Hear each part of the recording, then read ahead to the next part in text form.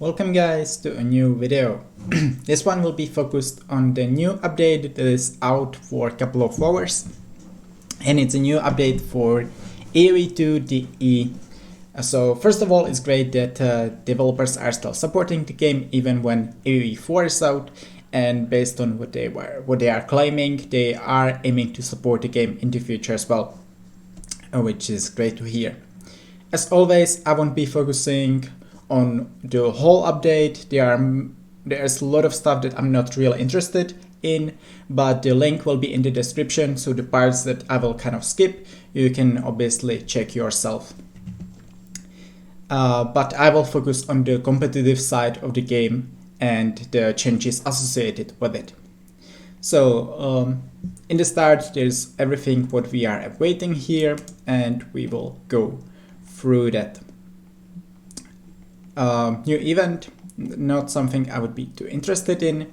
Not too much changes here. There are like many crashes being fixed, but I don't know about most of them. The two that kind of caught my attention when starting a battle royale match, I have to say that we were trying to play lobby games in battle royale like 2 months ago, and there were many crashes while trying that. So I hope that this will be fixed. And if so, then it's great, especially for me as one of the biggest Battle Royale fans in the community. Another one is that there will be crash reporting tool, and whenever you will get a crash, you will be able to basically get this information to the developers, and they will hopefully work with that information. Something that I think should be around for 2 years, but it's great that this is implemented as well. I'm a fan of that. Something about achievements, regional trade cards. I mean, why not? And those are the interesting. This is the interesting stuff. So, tech tree preview feature. A small version of the tech tree is shown when hovering the tech tree button while in game. Looks amazing, really, and I really like it. Great idea. Basically something what some casters have for different civilization. Now we have it in game as a player. Don't need to go to tech tree for that. Really appreciating it. And another one, that there's waypoint numbering added for command queues. It's not the biggest thing, but before you simply had just the flags for the waypoints. Now there will be also numbers associated with those flags. Why not? Should be nice. And maybe a bit cleaner and easier to spot. Not too much else there interesting for me. So let's move on to gameplay. There isn't that much important either. Villages no longer skip the next queue action after being aggressed. I guess that's something what's affecting most players, but I didn't personally notice that change or that bug, so whatever, I'm glad that they fixed that. And there's also ballistics projectiles are now more accurate against high-speed targets.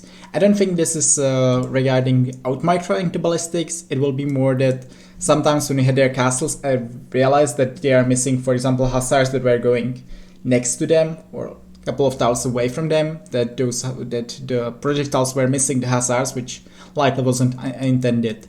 So I guess that's the fix. We'll see it in game. Some campaigns, Order of War, cooperation, not something I would be too interested in. And there's the civilization balance, the main thing.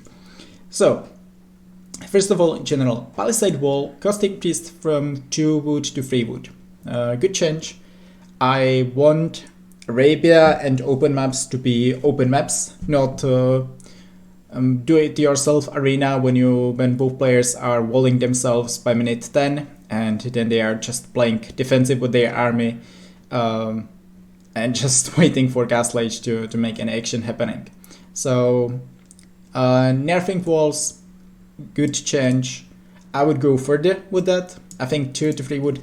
That's not really huge, because the main thing with the investment into palisades is not that it would cost resources. It would cost that many resources. Palisade is still very cheap. It's the time that the villager needs to make those palisades, and also that the villager will be exposed while making those. So yeah, just like affecting the price of it. I would go further with that. I would like another nerf of walls, but definitely step in the correct direction. Another one, house meal armor reduced from 0, 1, 2 to -2, -1, and 1 in dark, feudal, and castle age. Again, very good change. Will be tricky to out repair militias, MRA, and yeah, that's a good change for sure. Also, scout units, scout cavalry, and eagle warriors no longer have extra conversion resistance levels. Minimum conversion time increased from 4 to 8 for those units. So that means that you simply won't have that fast conversions. You cannot simply get a conversion in 4 seconds with a monk on light gear, which is a good change. It was rare to get this, but there was a bit too much RNG. I think especially when you had monks versus eagles / scouts. So I like this change as well. And after all, the units will be converted in very same time, but you simply won't have those super fast conversions. That's the only change of it. So you could say it's a small nerf to monks, but I think it's the correct step as well. Aztecs. Jaguar Warriors standard hit points increased from 50 to 65, makes a lot of sense. 50 HP for Castle Age infantry unit, not great. I think that makes a lot of sense. Still, we won't see that many Jaguar Warriors in Castle Age anyways with Aztecs, but it makes them definitely more viable. Hazard Wagon speed reduced from 0.85 to 0.8. That's something actually. That's a nerf for sure. We'll see how much it will affect those units.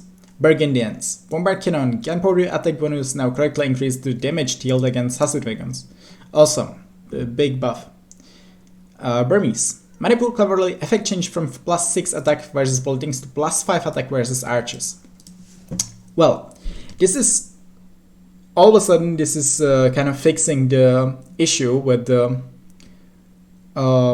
with archers being so good versus Burmese.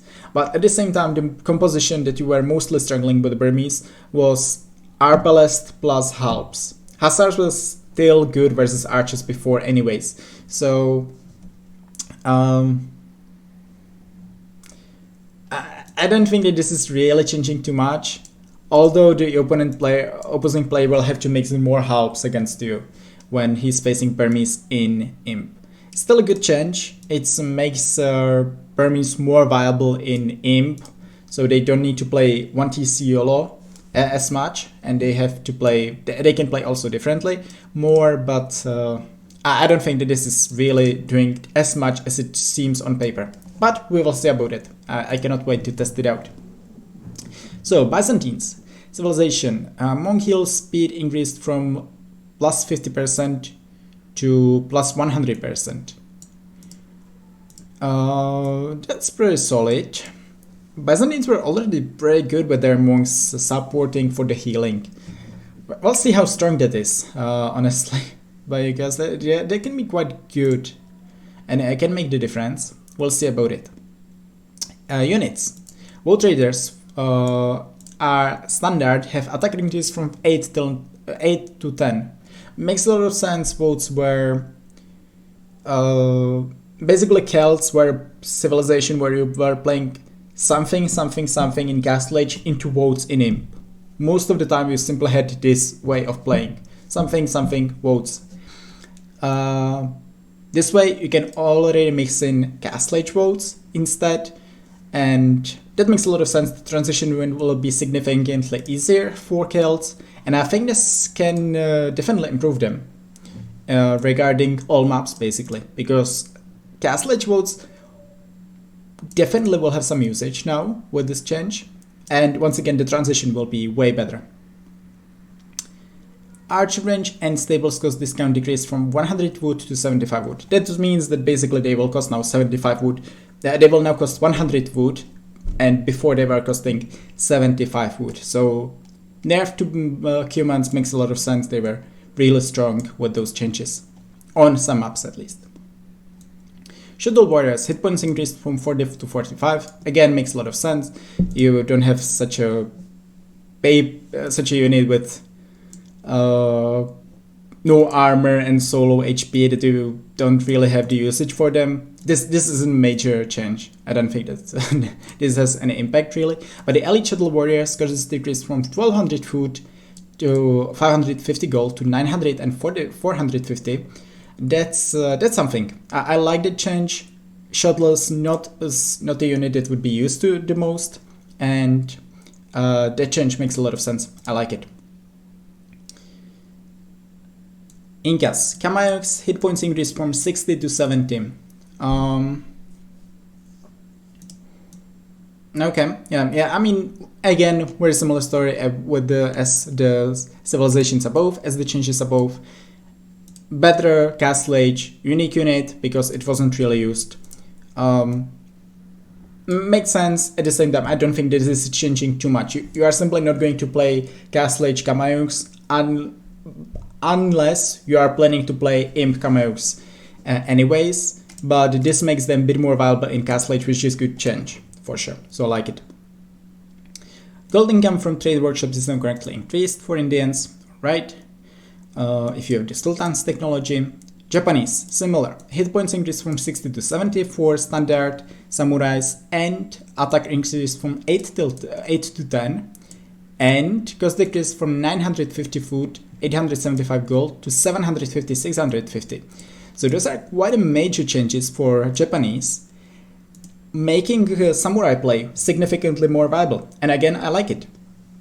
Another civilization where you would mostly play Arbalest in Imp, and basically ignoring that you have strong infantry behind this. So, or that was the case most of the time. So those changes makes a lot of sense. I like them, and will definitely make the samurai play more viable. Both the Imp one because of the cheaper upgrades, but also the transition will already be better for you. So nice changes overall. Latest, standard and elite now deal the correct amount of damage to dungeons and folwarks. Alright.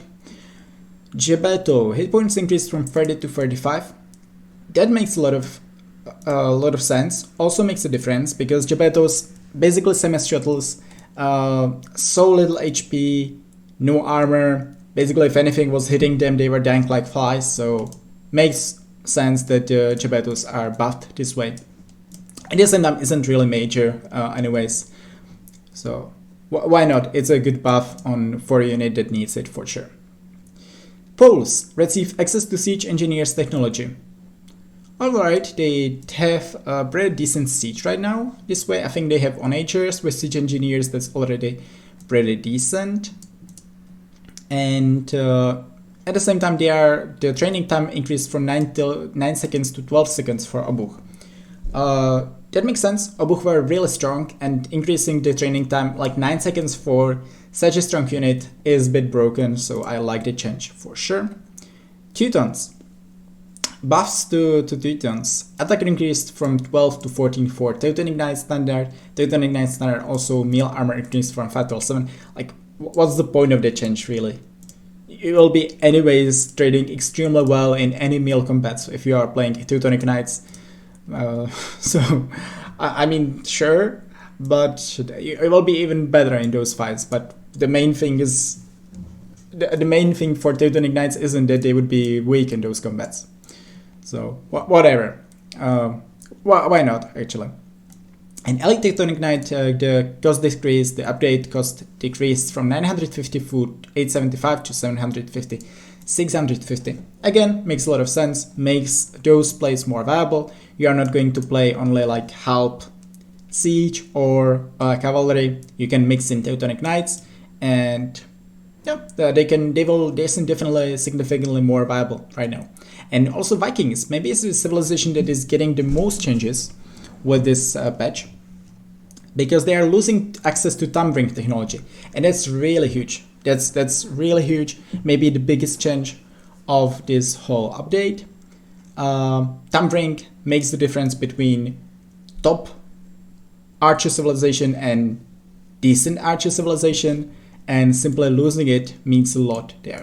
So that's a big change. I will still see Vikings playing mostly crossbows, but at the same time there are many buffs for the infantry. So they first of all, the infantry hit points bonus change from plus 10%, plus 15%, plus 20% in feudal castle to plus 20% HP in feudal age. So already major buff for their melee play.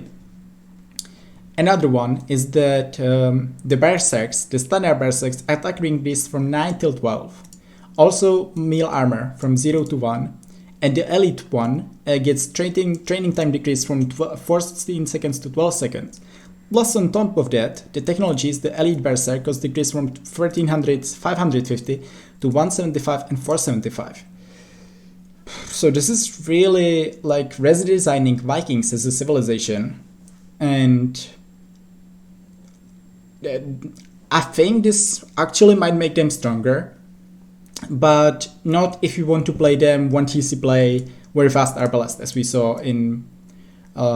saw the many instances of that play. But if you are going for more boom, then you will definitely see berserks more than before, and berserks were already really strong of a unit. Keep in mind they are also amazing versus cavalry. They are not bad versus archers. They are amazing versus infantry. Now we have discounts. Now they are produced cheaper. Already you can start spamming them in Castle Age. Or like you can spam them in Castle Age and they are significantly better in Castle Age. It's real interesting changes, and I'm looking forward to this Vikings with this one. And I like those changes. I think simply for putting more focus on unique units overall compared to the standard units makes a lot of sense and will offer more variability in the game. So I think those are all steps in the correct direction. I like it. Then we can also check the random maps. Basically the map balance for Arabia is that it's completely King of the Desert for Arabia. All those changes are the same as you would see in King of the Desert version. So you can check it out. Basically what you will see in King of the Desert. Also changes for our favorite map, Aftermath. So fix the issue where starting scout could get killed by the explosion in the start. Yes, that was annoying. That's a good fix. Players no longer start with houses, barracks and blacksmiths in game modes other than Empire Wars. It doesn't really change much, still Lithuanians will be insanely good. You will still the point of the game will still be to make trucks ASAP, make militias ASAP and control the workshops. So yeah, the Lithuanians will still be really strong. Persians likely now able to compete with them. And that's basically it. But still, the devs are focusing on the best map in the map pool. I like it a lot. Forge bushes can no longer spawn too close to the starting town center. Yes, that's also a good change. Forge bushes could be 2 tiles away from TC literally, and added struggle trees around the starting town center in game modes other than Empire Wars and Deathmatch. Also makes a lot of sense. Sometimes you were struggling a lot with the wood because you didn't have any wood nearby. So I like those changes for sure. And then there is scripting. Yeah, one more real interesting change. New player handicap system has been added in custom lobbies. If you are watching my stream, then you know that I'm sometimes playing with my viewers, and we are playing 1v1 games, and it was really tricky to balance it out kind of, because I'm playing versus players who are 1k elo lower than me, and we wanted to have a competitive game. So we were coming with crazy ideas to try to like for nerfing my start to make it more competitive, and we produced really interesting games this way. But at the same time, this will likely make it more interesting. You can basically decide what amount of percentage you have above your opponent, and it's going to be interesting. I'm looking forward to it. I really want to test this one out ASAP. So what are all the changes there? Fast regenerative rate for villages. It's like really huge if that is huge. Higher carry capacity, alright. More starting resources, higher villager HP, Basically, you can get double villager HP compared to opponent. I mean, it's not a big change. Faster build speed, alright. More HP on all buildings, more bonus damage for counter units, and okay, faster work rate for villager buildings. So you can have, well, I want to test it out. I want to see where it starts to be insanely broken and what is impossible to beat. So I want to test this one out, and it seems amazing. And other than that, I think that's basically it. There wasn't anything else that I would find interesting, but we can check it out. Scripting, modding, pathfinding, some changes there. Also some changes for AI, and yeah, ongoing investigation. So that's basically it, and we can finish this with the words of the developers. What's coming up? So much stuff. With the last month's amazing launch of Age of Empires 4, we know our players are curious about what this means for Age of Empires 2 Definitive Edition. Will we abandon our longest enduring classic RTS to focus on new release? No way. Well, we are thrilled for everything coming for Age of Empires 4. We are happy to reassure our Age 2 players that the excitement around Age 4 means more for you, not less. Yeah, and yada. So, sounds great, obviously. Happy to hear that. At the same time, they would never say, look, we are abandoning AoE2 because AoE4 is out and we prefer it more. So, I'll take it with a bit of... I wouldn't take it too seriously, but yeah, still nice to check this one out. Anyways, guys, I hope you enjoyed, and I'm curious to test those changes in game. So see you around.